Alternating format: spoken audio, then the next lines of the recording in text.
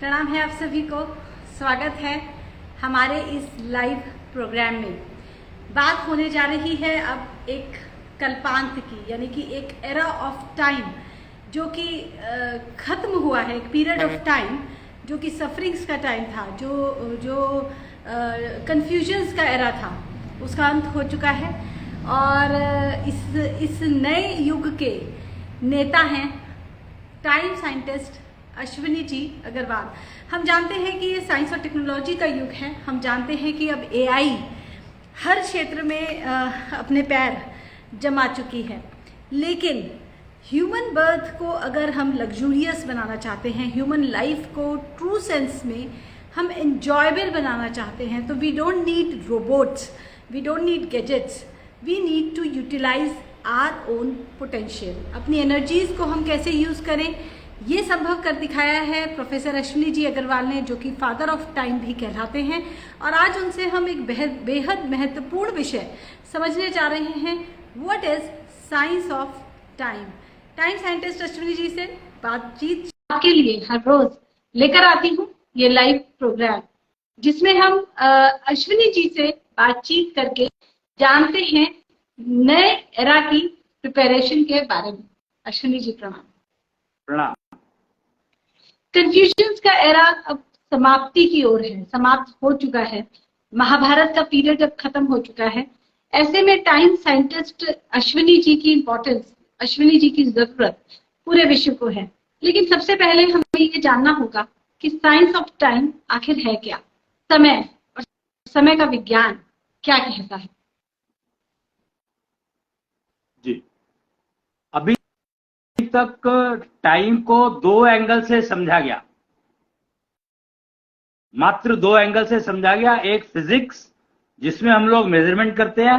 Measurement का मतलब है कि हमें गाड़ी ट्रेन पकड़नी है, तो इस समय ट्रेन चलेगी, तो उस ट्रेन के समय से पहले पहले हमें वहां पहुंचना है। तो उस पर्पस के लिए हमें टाइम की जरूरत पड़ी। तो वो एक्चुअली टाइम मैं नहीं कहूंगा उसको, टाइम कह दिया, पर वो एक ऐसा पैरामीटर है जो कि मेरे ख्याल से उसको अगर हम कुछ भी नाम दे देते तो वो चल जाता। उसको टाइम का ही नाम क्यों दिया गया मुझे नहीं मालूम, पर टाइम और समय, ये दो चीजें हमें समझनी पड़ेंगी कि क्या ये दोनों चीजें एक हैं या दोनों अलग अलग हैं। एक तो ये जी एक ही है, क्योंकि ये अलग अलग लैंग्वेजेस में कहा जाता है समय या टाइम, है तो एक ही। वही कह रहा हूं, यही मैंने कहा कि अगर एक ही है तो इसका मतलब है कि हमें पता ही नहीं है कि हम बात क्या कर रहे हैं। हम जो आज जो टॉपिक लिया तुमने, science of topic, science of time, तो ये टॉपिक तो फिर एग्जिस्ट ही नहीं करता है। इसका मतलब क्या हुआ? Science of time is nothing but A watch, a clock, and it is a technology, it is not science. So the key is that difference between science and technology you have to understand, and that understanding will come only when you know both. The person who knows only one cannot understand the difference between the two. और दोनों को समझना है तो naturally दोनों चीजों का पता होगा, तभी आप दोनों चीजों को समझ पाओगे कि डिफरेंस क्या है उन दोनों में। तो टाइम कह करके हम लोगों ने एक सिर्फ इसको रिस्ट्रिक्ट कर दिया एक ऐसे सिस्टम में जिसका कि यूटिलाइजेशन कुछ खास है ही नहीं एक्चुअली देखा जाए तो। When we talk of with respect to human birth, अगर ह्यूमन बर्थ का कुछ एडवांटेज है over and above all other entities, तो वो यही है कि वो इन दोनों चीजों को समझता है, टाइम और समय। अगर इन दोनों चीजों को नहीं समझते हैं तो आपका human birth is a waste, I would say. And when I say waste, that means you have remained confused. You passed your entire life in confusion and resulted into diseases and resulted into pain, failure. We have introduced failures and pain in our life just by inducing time as watch, time as clock. कैसे कि अब हमने train पकड़ने के लिए हम निकले, हमने आधे घंटे का मार्जिन लिया और स्टेशन पर पहुंचने के लिए हमें 10 बजे ट्रेन थी हमारी, और हम लोग 8 बजे निकल गए घर से, ये सोच करके कि 10 बजे वाली ट्रेन मिस ना हो जाए, और रास्ता 1 घंटे का है, हमने 2 घंटे का वो लेकर के चले। हुआ क्या, रास्ते में कहीं पर एक्सीडेंट की वजह से रोड बंद मिली,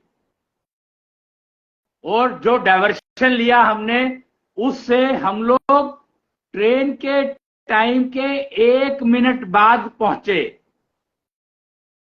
मात्र 1 मिनट बाद।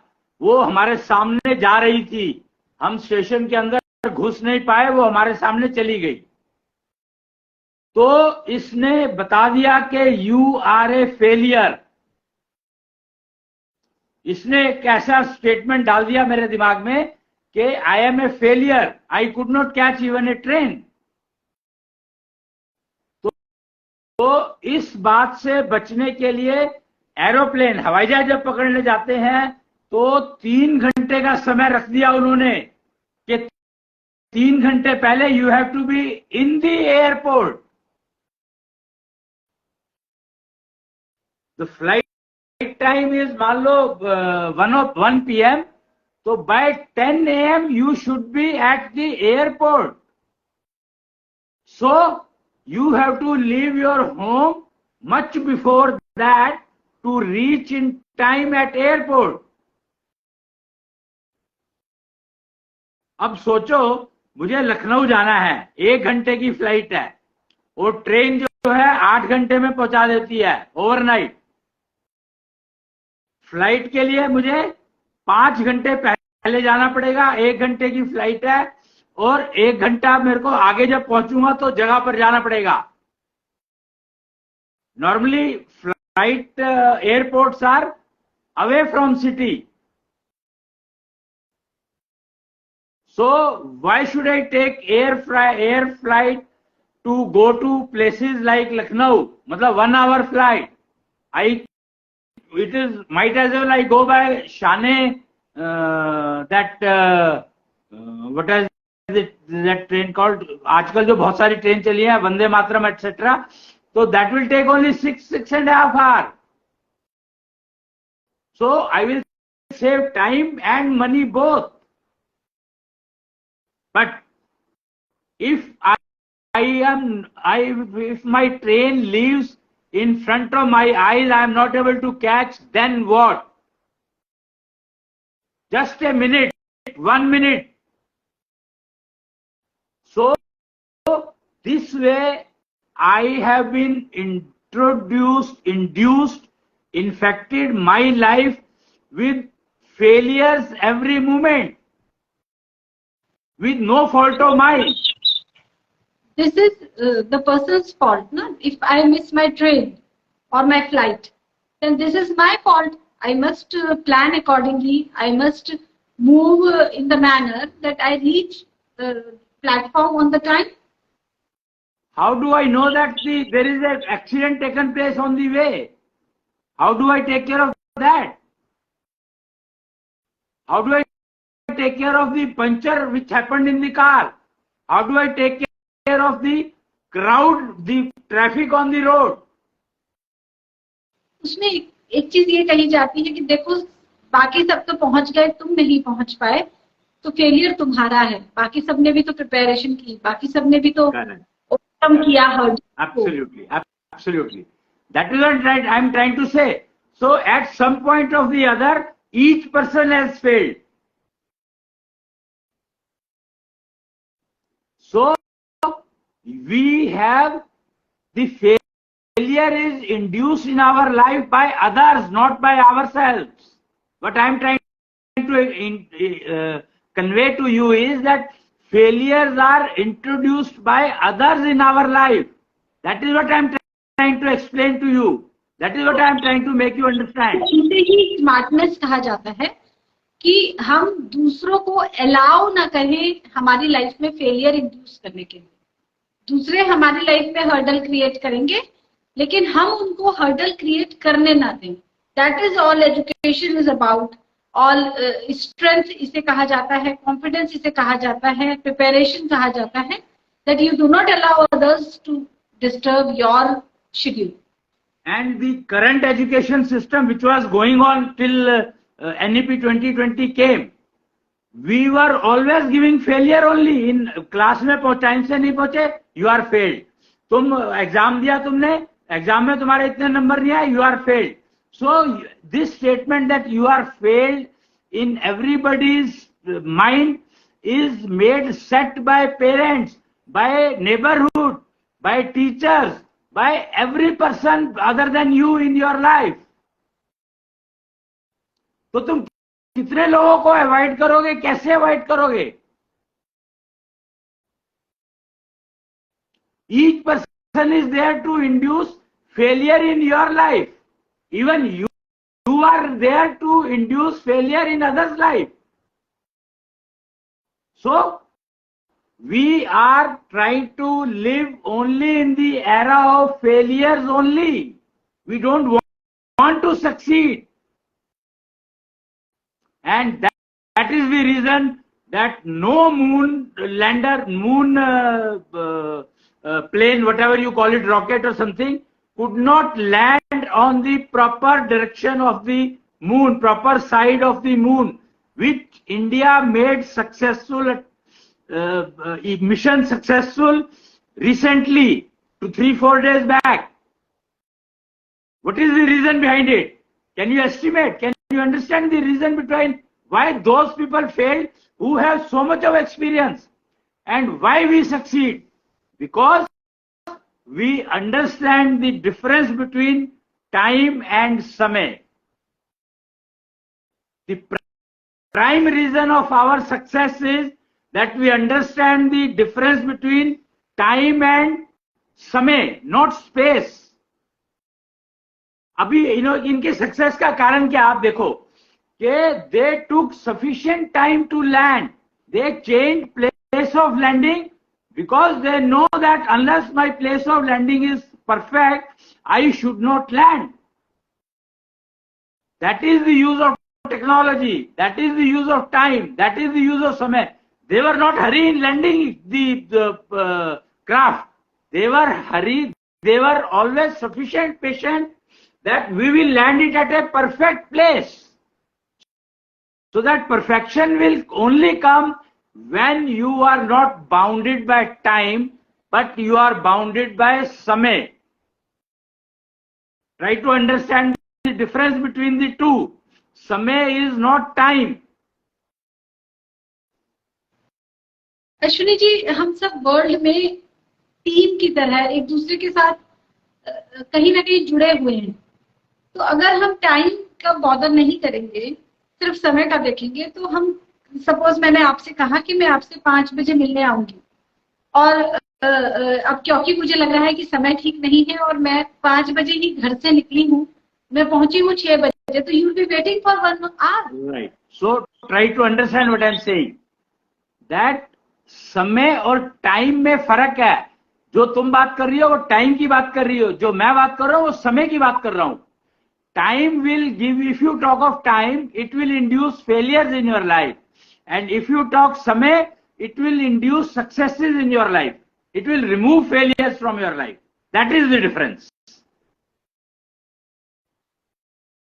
जब हमें ट्रेन पकड़नी है, हमें किसी से मिलना है, हमें कुछ टीम के साथ कोई एक्टिविटी बनानी है, तो हमें टाइम को ही रेफरेंस लेकर चलना पड़ता है. करेक्ट. कि हम 4 बजे मिलेंगे. वही मैं कह रहा हूं कि टाइम को रेफरेंस लेकर के जब भी चलोगे तो chances of inducing failure in the project increases a lot. That is what I am trying to say. That is what exactly I am trying to say, that if you start working on the time scale. See, when we talk of physics, there are 2 things to talk. One is the direction and one is the time taken. So time is is a scalar quantity. So time is a scalar quantity, whereas samay, when we talk, then it is not a scalar quantity, it is a directional quantity. Right? To understand the two words. ये directional scalar, I couldn't get it. That's what the problem is. That technology will always be scalar. Technology is always a scalar and science is always a directional. Scalar का क्या मतलब हुआ? Scalar means only measurement.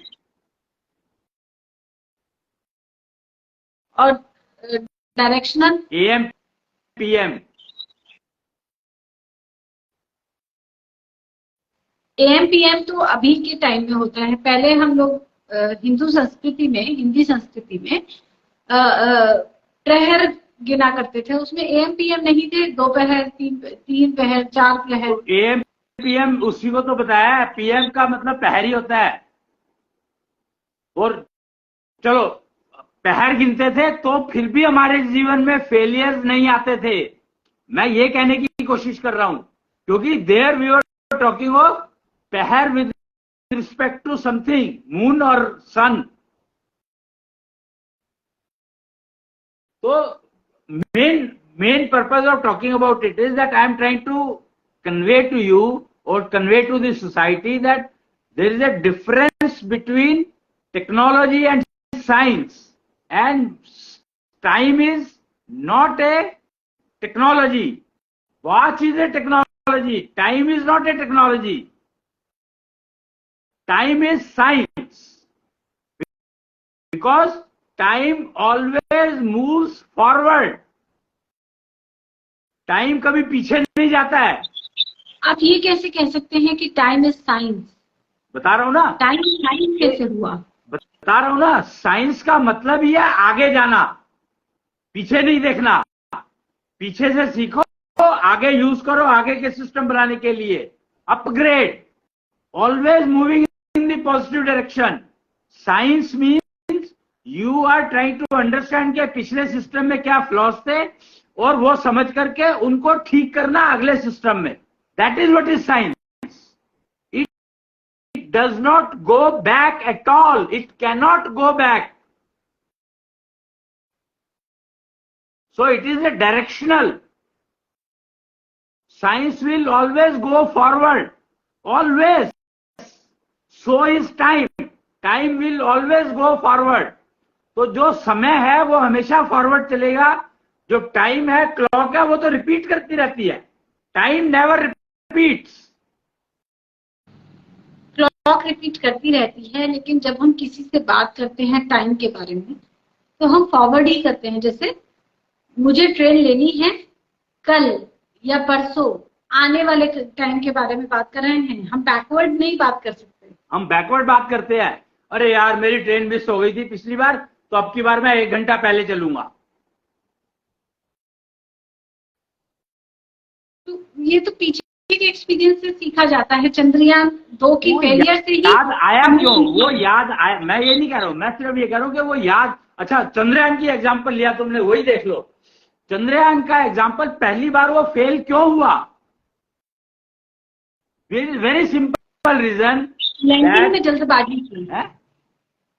उन्होंने landing में जल्दबाजी की थी तो फेल हो गया. तो इस बार दे टुक देयर टाइम और देन दे. नहीं. It's not that. It's not that. It is that they were not able to identify the place of landing. Right place of landing they were not able to identify. End moment पे वो गिर गया. तो इसलिए तभी मैं कह रहा हूं, try to understand what I am trying to say.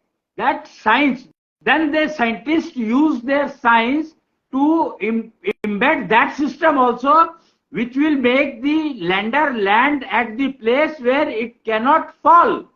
And if you look at the videos given by ISRO, that you will find that it was supposed to land somewhere else, but it shifted its place, because the place which was defined earlier was not suitable for landing. So here time is not a question.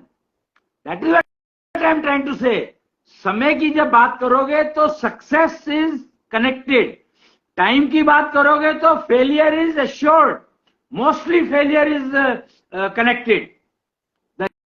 The use of AI is not to save time, but the use of AI is to estimate the environment, that suitability of the environment. हम लोग तो AI को use कर रहे हैं to reduce the time. अरे बच्चा पैदा होने के लिए 9 महीने लगेंगे तो लगेंगे ही. अगर पहले पैदा हुआ तो बीमार, लेट पैदा हुआ तो बीमार. इसलिए हमें एआई का यूज करना सीखना होगा, डायरेक्शन समझनी होगी कि किस डायरेक्शन में एआई को यूज करें. We are trying to use AI to replace human beings.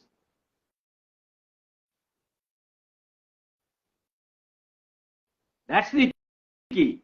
So try to understand that science और टेक्नोलॉजी का फर्क समझ में आया कि वहां पर technology was given preference. Chandrayaan 3 में technology was given preference, not time.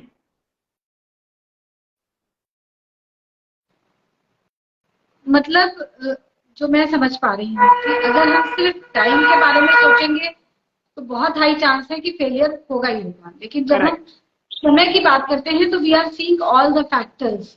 हम सारे फैक्टर्स को कंसीडर करके चल रहे हैं तो सक्सेस की ऑलमोस्ट गारंटी है कि सक्सेस होगी ही होगी. और अभी आपने कहा कि एआई से हम ह्यूमन बीइंग्स को रिप्लेस करने लगे हैं, तो इसमें क्या समस्या आप देखते हैं? अरे ऑलरेडी हम लोग पॉपुलेशन, इतनी ज्यादा पॉपुलेशन है को रो रहे हैं, तो तुम ह्यूमन को रिप्लेस करके यही रोबोट से रिप्लेस करके करोगे क्या? मिलेगा क्या तुम्हें? एक तरफ तो you are talking of sustainable source of energy, और एक तरफ जो already sustainable sources of energy available है उनको तुम उससे रिप्लेस कर रहे हो. अश्विनी जी, मैंने एक एम्प्लॉय रखा, वो दिन में 4 बार गलती करता है जिसकी वजह से मुझे नुकसान होता है. अब मैंने एक रोबोट रख लिया, रोबोट गलती भी कम करता है, उसकी एफिशिएंसी भी ज्यादा है, और जितनी मुझे उस एम्प्लॉय को सैलरी देनी पड़ रही थी उतनी ही कॉस्ट में मैं उस रोबोट को मेंटेन कर लेती हूँ. तो मैं रोबोट को क्यों नहीं रखूंगी, मैं एक पर्सन को एम्प्लॉय क्यों रखूंगी? Right, you are absolutely right. But जब तुम रोबो रखोगे तो उसके लिए मेंटेनेंस के लिए कितनी बड़ी लैब चाहिए? मैंने वो सब एस्टिमेट किया ना कि उस पर्सन को मुझे इतनी सैलरी देनी पड़ती है, इतने इसको मेरे को एनवायरनमेंट देना पड़ता है, मेरे को इतनी कॉस्ट आती है, इतना एफर्ट लगता है मेरा. उस रोबोट के लिए मेरा कितना एफर्ट लग रहा है? मुझे अगर इक्विवेलेंट लग रहा है और रोबोट की परफॉर्मेंस बेटर है, एरर कम है और उसका कोई नखरा ही नहीं है. ह्यूमन बीइंग्स का तो नखरा भी, there are so many emotions involved. आज मन नहीं है, आज मौसम खराब है, मुझे प्रमोशन क्यों नहीं मिला, उसको क्यों मिल गया, देयर आर जेलसी फैक्टर्स. तो ये सब चीजें एआई से नहीं है, रोबोट से नहीं है. तो why would I prefer the robot over a person? You should prefer robot, but then you rest assured that your factory is going to get shut. क्योंकि जो तुम एम्प्लॉइज रख रहे हो वो भी तो फैक्ट्री तुम्हारे पैरेलल लगाएंगे ना, वो खाली होकर के क्या करेंगे? और रोबोट जो है वो प्रोडक्शन ज्यादा करेगा, तो तुम्हारे पास तो हमेशा रिजेक्शन का स्टॉक पड़ा रहेगा. और प्रोडक्शन ज्यादा हो रही है, टेस्टिंग कम हो रही है, तो तुम्हारा प्रोडक्ट वैसे भी वेस्ट है. और माइनर मॉडिफिकेशन अगर चाहिए तो रोबोट को फिर दोबारा से ट्यूनिंग कराओगे. अगर प्रोडक्ट में कुछ अपग्रेड किया तुमने तो उसको फिर रोबोट को दोबारा से ट्यून कराओगे. तो ultimately it is going to cost you much higher and with lot of wastage, because the products which you have manufactured but unable to sell, and you are increasing competition in the market, you are going to face more competition, so your profits will reduce. Production में ये problem आ सकती है क्योंकि robot ज्यादा production करेगा और yes अगर market में कॉम्पिटिटर्स ज्यादा हो गए तो there will be a problem. लेकिन जो मैनेजमेंट रिलेटेड वर्क्स हैं, सपोज मेरा डेटा मैनेजमेंट से रिलेटेड कुछ एक्टिविटी है तो मैं एक पर्सन से करा रही हूँ, एम्प्लॉय से करा रही हूँ, उसकी जगह मैंने एआई बेस्ड किसी रोबोट से कराने शुरू कर दिया तो मुझे इसमें भी क्या हार्म होने के चांस हैं अगर हम बिजनेस के अगर देखो बड़ी सिंपल सी बात है, अगर ह्यूमन कर रहे हैं, मैन कर रहा है, इंसान कर रहा है, तो अगर कोई गलती डेटा में एंट्री में दिख रही है तो यू कैन पॉइंट आउट और उसको ठीक कर सकता है। जैसे स्पेलिंग मिस्टेक्स, अगर रोबो है तो एक भी spelling mistake will not be allowed at all. और ह्यूमन है तो उसको पता है कि ये एक ही जगह पर ई लगा दिया है तो वो ए करके ठीक कर देगा उसको, या it will that guy will ask you के ये ए ही रखना है या ई रखना है, but robo will not say, it will directly reject it, throw it out. तो finally your rejection rate will increase only,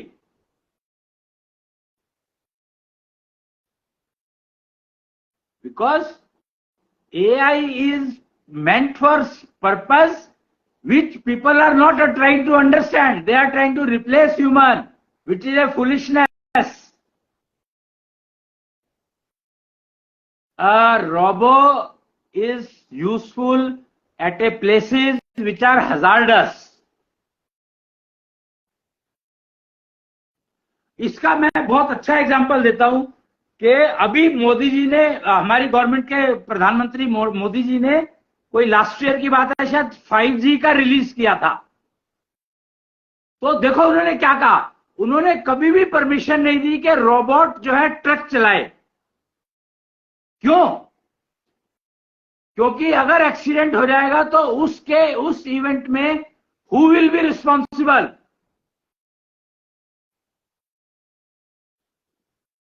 और चाहे कितनी भी आई यूज कर लो, robo is bound to make mistakes because it is limited to the situation, surroundings.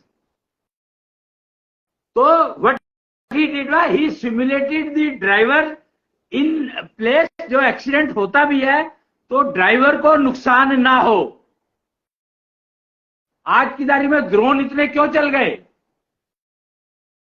Just to protect human life. Again, those drones are not given handed over to robots. So the reason is that what a human can provide, produce, give, deliver, no one can. That is why we have to understand the science of time. We have to understand the direction of science. Science की अभी current science की problem क्या है? They are moving in a wrong direction, their direction is not correct because there are number of directions are innumerable. So science will pick which direction, the one which it knows. और साइंटिस्टों को सिर्फ एक ही direction पता है, उनको forward का और रिवर्स का और बैक का पता ही नहीं है। So that is why all these scientists are trying to go back in time because they don't know what is the science of time, so they try to go back to the time. That is the problem. If you understand the science as word, then science can never go back. Science will always go forward. But we have to understand which direction we have to go. Ashwini ji, आपको time scientist के नाम से जाना जाता है जी। Science हमेशा आगे की तरफ चलती है, टाइम हमेशा आगे की तरफ ही चलेगा। पीछे के लिए बात करना is not time. Yes, time नहीं, बात कर सकते हो पर टाइम कभी पीछे नहीं जाएगा। बात तो कर सकते हो, डिस्कस तुम कुछ भी कर सकते हो, बट टाइम कभी पीछे नहीं जाता है, it always move forward. The key is that it does not repeat. Here the problem is that we got stuck with the repetition. कि सूर्य रोज सुबह आता है, शाम को चला जाता है. That is the problem. Our problem is that we are stuck with the repetition of time, whereas time never repeats. So science of time is the subject which conveys that time will always move forward. It can move in any direction, and it does not repeat. It never repeats. Never ever. Events may repeat, but time will never repeat. So we have unfortunately stuck with events and waiting for the events to repeat. That is our problem. That is why we were not able to develop early warning systems. That is why we are not able to understand what are the early warning systems. That is why we are not able to understand the meaning of sustainable source of energy. That is why we are not able to understand the importance of gender. That is why we are not able to understand the mental wealth which everybody has. That is what we are not able to understand the spiritual eligibility at all.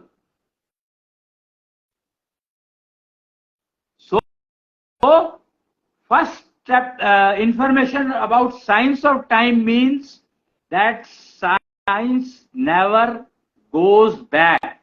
It always moves forward. So is time. In fact, time moves always forward. So is science. I should say that. And unfortunately, time does not move in one direction. It does not repeat. Science can repeat. Science can move. Time is moving in one direction only, ना आगे की तरफ बढ़ रहा है. आगे की तरफ डायरेक्शन नहीं बढ़ रहा है, वो आगे की तरफ बढ़ रहा है, बट किस डायरेक्शन में ये नहीं पता.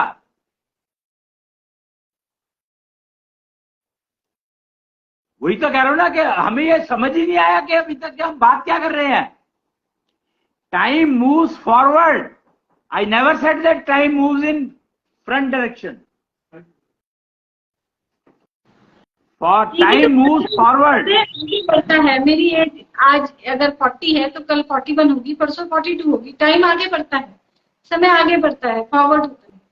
एज आगे बढ़ रही है, टाइम नहीं आगे बढ़ रहा है. टाइम आगे कभी forward, move forward. It can be forward in any direction. Why don't you understand that the difference between moving forward and direction? You are not moving. Time is not moving on a road. Time is not moving on a railway track. Time is in the air, moving in all directions.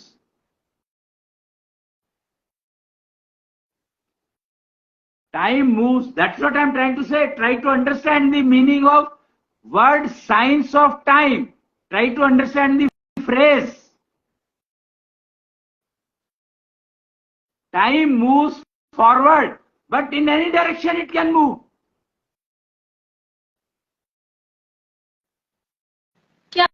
आप कोई example दे सकते हैं कि time आगे forward बढ़ रहा है किसी भी डायरेक्शन में? इसका क्या किसी एग्जाम्पल से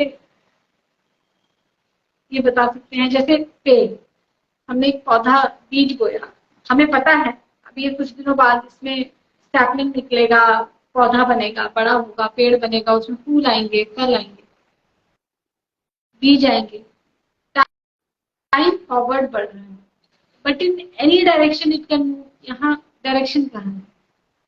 जब तुम प्लांट लगा रहे हो, पौधा लगा रहे हो, जब वो अंकुर निकला उसका, तो उसको तुम थोड़ा सा दबा दो, तो किस डायरेक्शन में जाएगा? वो पौधा मर जाएगा. कैसे मर जाएगा? सारे कुछ पेड़ों को देखो, पेड़ जो है कुछ सीधे चल रहे हैं, कुछ ऐसे चल करके फिर सीधे ऐसे हो रहे हैं, फिर ऐसे हो रहे हैं.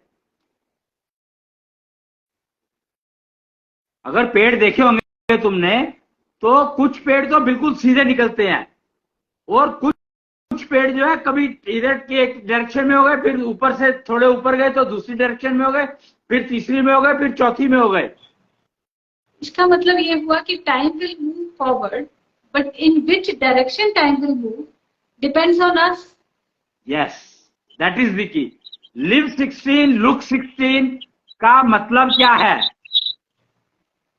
कि लिव 16 लुक 16 का मतलब है कि तुम जैसे 16 के थे वैसे ही 60 में भी 16 के दिख रहे हो, वैसे ही रह रहे हो। यही है मतलब लिव 16 लुक 16 का। So you have move forward, but the direction you have decided. That is what you have to understand. That is the problem that we could not understand the aging. क्योंकि हम लोगों ने समझा कि repeat होता है तो एजिंग नहीं समझ में आया हमें। हमें रिपीट होता है तो पुनर्जन्म हमें समझ में नहीं आया। रिपीट होता है तो हमें पुनर्जामा समझ में नहीं आया। रिपीट होता है तो हमें लगा कि सूर्य तो रोज आता है चला जाता है, उसका क्या करना है, कभी भी यूज कर लो, और कभी भी यूज नहीं कर पाए। Each and every moment time is just moving forward all the time, but direction is not fixed. Sun moves in 4 directions. अभी तक तो लोग यही नहीं समझे कि sun moves in 4 directions. एक ईस्ट, एक वेस्ट, एक उत्तरायण और एक दक्षिणायन। तो 4 डायरेक्शन हो गई ना। तो 4 ही तो डायरेक्शन की बात करी जाती है normally. Ashwini ji, time will move forward and direction depends on us, but not always. क्योंकि कई बार कुछ पेड़ अपने आप ही किसी दिशा में बढ़ जाते हैं, कई बार हम पेड़ की दिशा निर्धारित करते हैं। देखो, बात यहां पर यह है कि एक्चुअली तो पेड़ सीधे ही जाने चाहिए, पर वो किसी ना किसी एक्सटर्नल फोर्स के कारण वो बदले।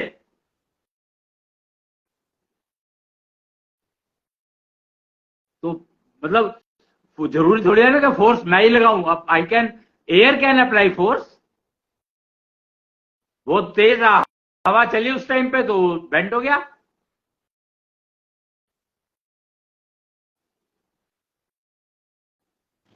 किसकी फोर्स लगी, कितनी फोर्स लगी, किस डायरेक्शन में फोर्स लगी, उस डायरेक्शन में टाइम बढ़। बट वो पेड़ की बात कर रहे हैं हम लोग, क्योंकि पेड़ अपने ऊपर डिपेंडेंट नहीं है। Time we are talking is with respect to human race only. Human race में भी ऐसा है, बच्चे को क्या डायरेक्शन मिली। कई बार बच्चे क्लासमेट्स के से मिसगाइड होके कुछ गलत डायरेक्शन पकड़ लेते हैं, कई बार एनवायरनमेंट की वजह से, कई बार पेरेंट्स इंश्योर करते हैं, कई बार बच्चे सेल्फ ड्रिवन भी होते हैं। तो direction is dependent on many factors. See, that's what I am trying to say कि फेलियर तो इंट्रोड्यूस दूसरे ही करते हैं ना। यही तो कहा मैंने कि जब तक तुम टाइम, साइंस ऑफ टाइम नहीं समझोगे तब तक ये रहेगा ही रहेगा। क्योंकि साइंस ऑफ टाइम समझना जरूरी है। अभी 2006 15 जुलाई जिसकी बात करी जाती है, उस दिन एक समय चक्र को इंट्रोड्यूस किया गया था जिसने भारत को पुनः विश्व गुरु पद पर पुनः बिठाया। तो वो क्लियरली दिखाता है कि फॉरवर्ड जाने का मतलब क्या है। It is showing very very clearly everything, absolute terms में, that anyone following that paper will always move forward and knows that what is moving forward. What does it mean? Every step, every moment, it is showing the forwardness of the time moving forward. It does not repeat. It never repeats. So try to understand. That is actually the perfect example of science of time. Science of time, इस phrase का मतलब क्या हुआ? बताया ना, time को समझो। अगर टाइम को समझना है तो साइंस ऑफ टाइम, टाइम को यूज करना है तो technology of time. technology of time is nothing but clock, watch, and science of time is nothing but संवत्सर, ये नवीन समय चक्र, और दक्षिण्या संवत्सर it is called. That is the foundation of science of time. ऐसा क्या विशेष है दक्षिणीय संवत्सर में, नवीन समय चक्र में, कि आप इसको कह रहे हैं कि ये तो साइंस ऑफ टाइम है, और अभी जो घड़ी हमारे घरों में टंगी है, हमारे कमरों में लगी है, ये टेक्नोलॉजी ऑफ टाइम है? देखो, टेक्नोलॉजी का मतलब क्या होता है? टेक्नोलॉजी का मतलब है you are able to see, you are able to listen, you are able to get the message from your senses is technology. And science is that it gives you total your all stations coming in between your life, all phases of life, and how to pass those phases of life, what to learn in those phases of life, what to perform in those phases of life, how to execute your phases of life, what are your targets, what are your objectives of life. It is clearly reflecting everything. All phases of life, all targets of life are reflected in नवीन समय चक्र. यानी कि अगर हम life को समझना चाहते हैं तो हमें साइंस ऑफ टाइम को यूज करना होगा, और कोई चॉइस ही नहीं है आपके पास. मतलब you have absolutely no other choice but to understand the science of time. और टेक्नोलॉजी ऑफ टाइम की हमें जरूरत क्या है? ट्रेन पकड़नी है, किसी से मिलने जाना है, ट्रांसपोर्टेशन सिस्टम. सो नवीन समय चक्र has both science of time and technology of time, both it has. जी, आपको टाइम साइंटिस्ट के रूप में जाना जाता है पूरी दुनिया में. आपको फादर ऑफ टाइम कहा जाता है क्योंकि नवीन समय चक्र आपके द्वारा ही दिया गया है. टाइम साइंटिस्ट की क्या इंपॉर्टेंस है ह्यूमन रेस के लिए? क्या नीड है ह्यूमन रेस को टाइम साइंटिस्ट की? व्हेन वी ऑलरेडी हैव नवीन समय चक्र, then why do we need a time scientist? If you want to lead your life as live 16, look 16, then you have no choice but to go to time scientist.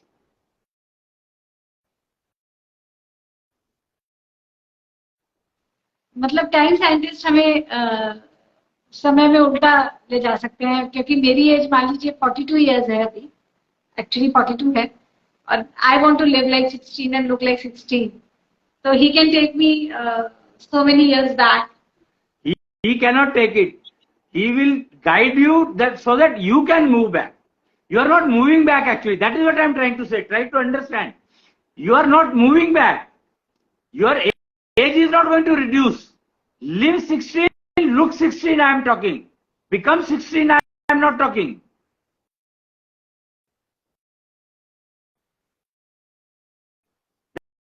That's the difference. यानी कि time scientist time travel नहीं करा रहे हैं कि हमको किसी equipment में बिठा दिया और पास्ट में ले गए. That is not happening. It is not time travel. जी.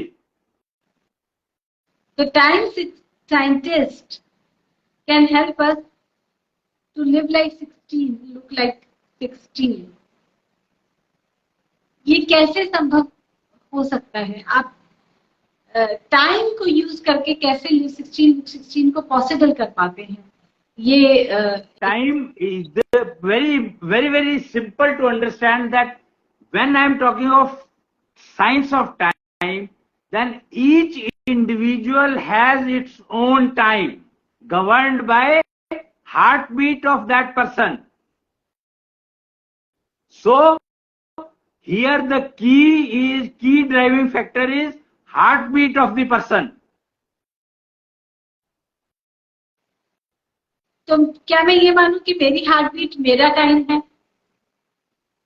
जी, क्या कहा? मेरी हार्ट बीट मेरा अपना टाइम है. हाँ, तभी तो लुक 16 तुम जा सकते हो, दूसरा थोड़ी जाएगा तुम्हें देख करके। सबको अपना अपना अपनी हार्ट बीट को अपने यूज करके अपना टाइम लिव 16 लुक 16 क्रिएट करना पड़ेगा ना।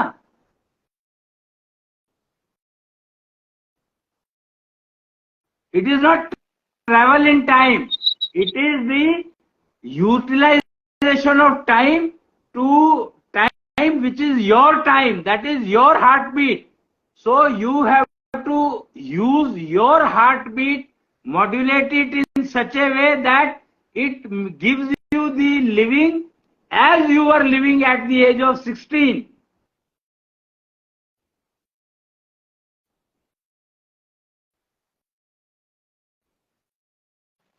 एज के साथ हमारी बॉडी पे पॉल्यूशन का इफेक्ट आता है, हमारे ऑर्गन्स पे कई चीजों का इम्पैक्ट आता है। देन हम अपनी हार्ट बीट को यूज करके लिव लाइफ, इन सब इफेक्ट से बच सकते हो। अपनी हार्ट बीट का यूज करके इन सब इफेक्ट से अपने आप को प्रोटेक्ट कर सकते हो। जी,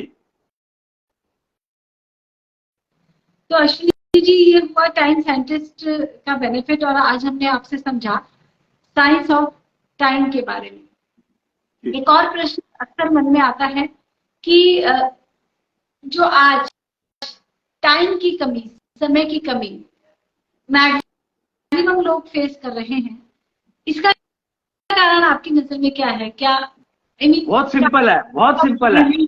जिसकी भी हार्ट बीट का मिसयूज अगर कोई कर रहा है तो उसके बाद समय की कमी हमेशा रहेगी। फंडामेंटल रूल है, science of time says that if you are using your heart beat, misusing your heart beat, तो you are always short of time, you will always have short of time. Misuse of heart beat का कोई example? Heart beat बढ़ जाती है, BP बढ़ जाता है, sugar आ जाती है। हार्ट बीट तो तभी डिस्टर्ब होनी शुरू होती है ना कि तुम्हारा 100 किलो वजन है मान लो, तो उस हार्ट बीट को 100 किलो को फीड करना है। अगर तुम्हारा वजन 60 किलो है तो उस हार्ट बीट को 60 किलो को फीड करना है, तो उसकी इंटेंसिटी में फर्क आता चला जाएगा।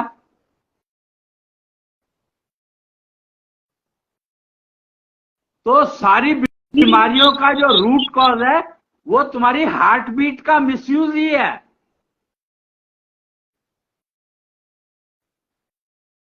जी,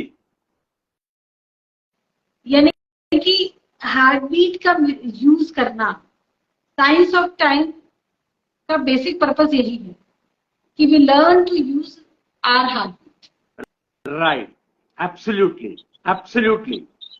And you know with the help of Naveen Samay Chakra that Dakshanya Samvatsar, you are aware of that what next I can go for. Your next objective of life you can visualize there.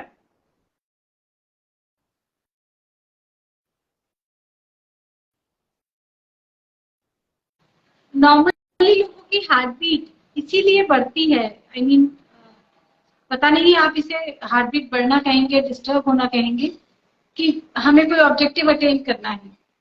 Suppose मैंने objective बनाया कि मुझे 99% marks लाने हैं, कल मेरा exam है, तो मेरी आज हार्ट बीट बढ़ी रहेगी। 3 घंटे का पेपर है, उसमें एक्सट्रीम तेज हार्ट बीट चलेगी, डिस्टर्ब रहेगी, because I am very much anxious कि मैं सब कुछ लिख रहा हूँ। राइट। यानी कि किसी तरह का हम कोई जब ऑब्जेक्टिव बनाते हैं अपने लिए, तो कहीं ना कहीं हम अपनी हार्ट बीट पे प्रेशर डालते हैं। प्रॉब्लम यही है ना कि हम लोग ऑब्जेक्टिव वो बनाते हैं जो हमें सूट ही नहीं करता। हमारी प्रॉब्लम यही है। और नवीन समय चक्र तुम्हें क्लियरली दिखा रहा है कि this should be your next objective. It is clearly showing that this should be your next objective. If you have achieve it, then this should be your next objective. All objectives are clearly defined there. Very, very clearly defined. Each and every objective of your life is very well defined in the Naveen Samay Chakra for each individual and gender. जी, यानी कि जो objective हम अपने लिए बना रहे हैं वो भी हमारे लिए सुटेबल होना जरूरी है। जो हमें नवीन समय चक्र से पता लगता है नेचुरली। अब ये सुटेबल ऑब्जेक्टिव क्या हुआ, क्योंकि हम सबका एक कॉमन ऑब्जेक्टिव है ज्यादा से ज्यादा पैसे कमाना, ज्यादा से ज्यादा पब्लिसिटी कमाना। नहीं, एक ही ऑब्जेक्टिव है, sustainability. Only one objective each person has today is sustainability. Only one word and which can be attended by each individual following नवीन समय चक्र। तो अश्विनी जी, बस सस्टेनेबिलिटी का मीनिंग और आज आपसे समझ लेते हैं। समय तकरीबन हो चला है, 50 मिनट्स हो चुके हैं हमारे इस प्रोग्राम को शुरू हुए। सस्टेनेबिलिटी, कल के वीडियो में आपने हमें बताया कि सस्टेनेबिलिटी का मतलब है कि हम अपनी नीड्स को खुद से पूरा कर पाए। बिल्कुल। Which is, I don't think is acceptable in general condition. क्योंकि अब लोग आपसे भी पूछ सकते हैं, क्या आप खाना नहीं खाते, क्या आप पानी नहीं पीते, क्या आप लोगों से बात नहीं करते, क्या आप खुद अपनी नीड्स पूरी कर पाते हैं सारी? अरे ऑफ कोर्स नॉट। एक बात बताओ मेरे को कि अगर तुम्हारे को खाना खाना है तो अगर स्वाद नहीं आया खाने में तो फायदा क्या हुआ खाने का? ये बता दो मेरे को तुम एक बात। If it doesn't taste you, how can you eat something which is not tasting you? पेट भरने के लिए खाते हैं। अगर हम खाना नहीं खाएंगे तो हमें एनर्जी नहीं रहेगी काम करने की, तो हम पेट भरने के लिए खाना खाते हैं। इसीलिए यही प्रॉब्लम है कि जो सेंसेस हमें 5 दी गई हैं, हमें पता ही नहीं है कि उनका करना क्या है। प्रॉब्लम यही से शुरू होती है। मैंने वो खाना खाया जो मुझे टेस्ट देता है। सपोज मैंने कुछ हैवी डीप फ्राइड खाना खाया है एंड उसके बाद मुझे ब्लोटिंग होने लगी या इनडाइजेशन होने लगा, हाउ इट बेनिफिटेड मी और माय यही तो मैं कह रहा हूं, मैं यही कह रहा हूं कि तुम अगर दूसरों पे डिपेंडेंट रहोगे तो यही होने वाला है। फिर तो तुम रह ही रहे हो उस वर्ल्ड में, तो प्रॉब्लम क्या है? टाइम साइंटिस्ट की तुम्हें जरूरत क्या है? तुम लोगों को टाइम साइंटिस्ट की जरूरत है ही कहां पर? क्योंकि तुम लोग रहना ही चाहते हो बीमार, तुम्हारी इच्छा ही नहीं है ठीक होने की। लिव 16 लुक 16 तुम्हें चाहिए ही नहीं।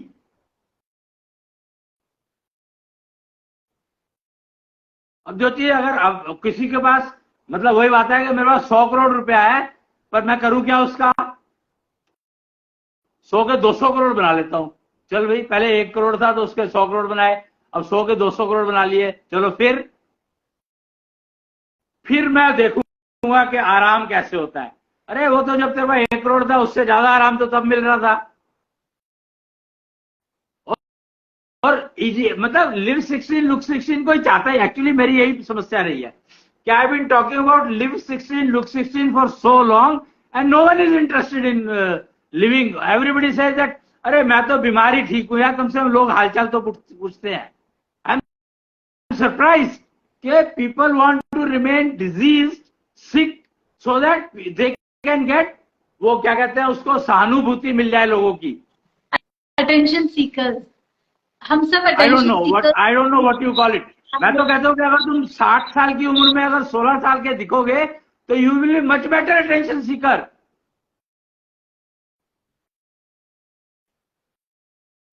वो अटेंशन कई बार कोई ट्रबल भी दे सकता है, परेशानी भी दे सकता है। कैसे दे सकता है? नहीं दे सकता, क्योंकि तुम्हारे अंदर उतनी स्ट्रेंथ होगी जितनी 16 साल की उम्र में थी, तो तुम्हें कोई पंगा लेगा नहीं तुम्हारे से कभी भी। You will be much more secure at the age of 100 when you will look like 16. Why don't you? That is the science of time. Try to understand what science of time is giving you. That you will, crime cannot take place against you if you start following science of time. No one can have jealousy with you ever. If you start using science of time.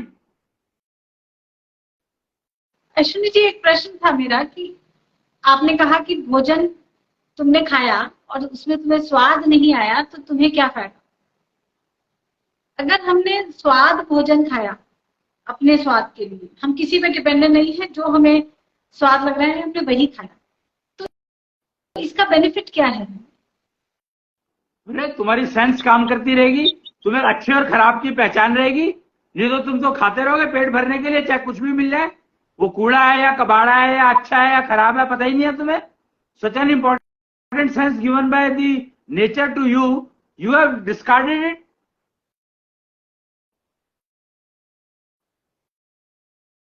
मतलब imagine that something, a gift of nature, you are trying to scrap it, you are trying to kill it. फिर तो better वही है ना कि gender है, जो gender जो पैदा हो रहा है वो कह रहा है कि मुझे ये नहीं होना था, मुझे वो होना था, तो जेंडर चेंज कर दो मेरा। तो वही वही तो चल रहा है। जो जिसको साइंस ऑफ टाइम नहीं समझ में आया, टेक्नोलॉजी खाली समझी, तो वो यही कर रहे हैं कि जो नेचर ने दिया है वो नहीं चाहिए।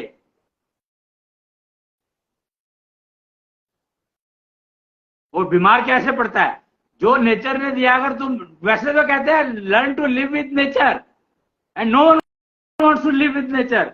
आई am surprised. So this living of contradiction, living in contradiction will ever remain till you start understanding science of time. Science of time only is the only subject which can pull you out from the living of contradictions, living of confusion.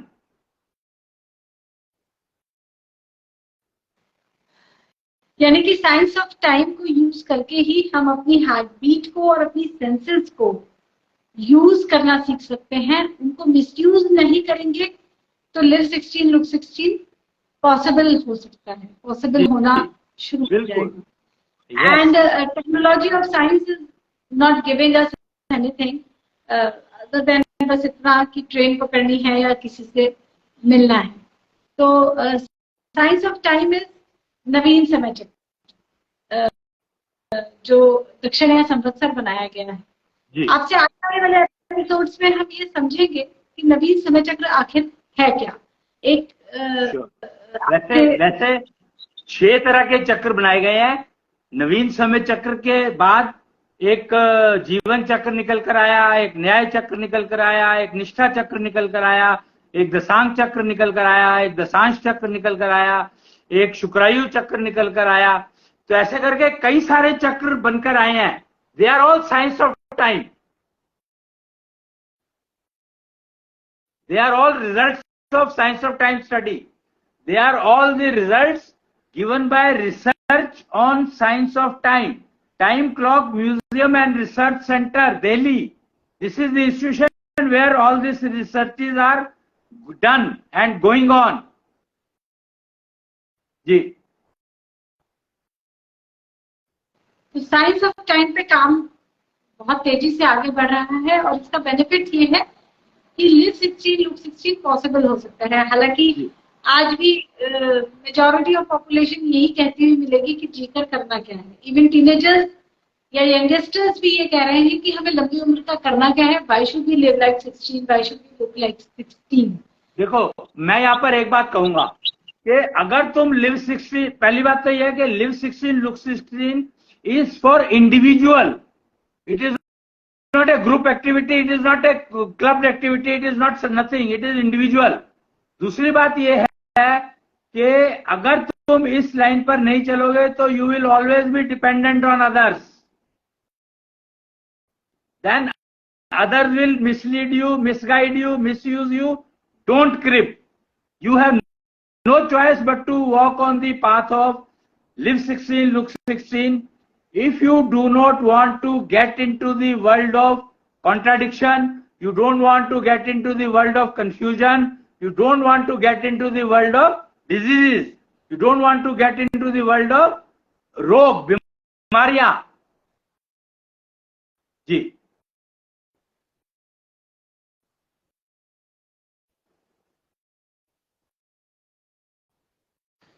आज के लिए इतना ही। आप